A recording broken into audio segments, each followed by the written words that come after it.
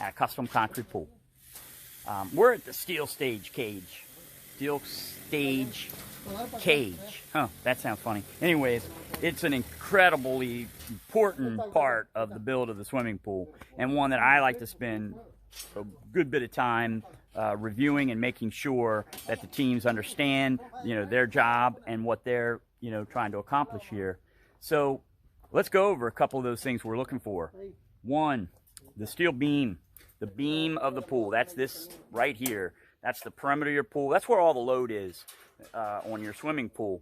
There's a couple areas where we cut into it, right? And we put this hole in it. You can see there's an interruption right here where we've cut this skimmer place in, and we've interrupted this perfect ring that would otherwise go around the circle of your pool. We want to make sure that they're transferring the load from this side to this side.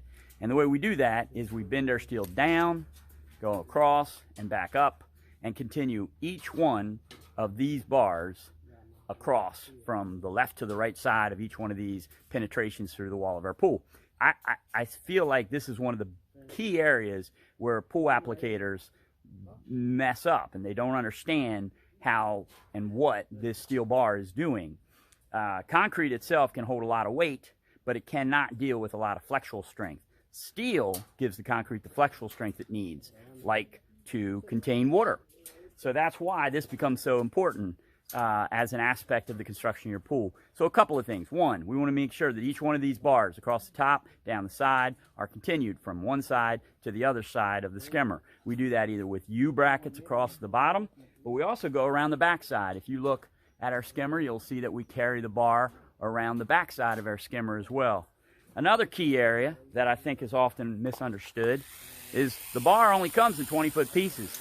So we have interruptions in our bar. Our perimeter of our pools are often 100 linear feet. So we'll use multiple bars. Each time that a bar has to be extended to carry the load from this bar to the new bar, we have to overlap. And we want to see that those overlaps are correctly done. 18 or more inches, double tied, so that we have multiple places where we've transferred the load of the bar from one side to the other. Chuck Browning in this backyard, helping you understand the structure of your swimming pool and the areas that are important to look at.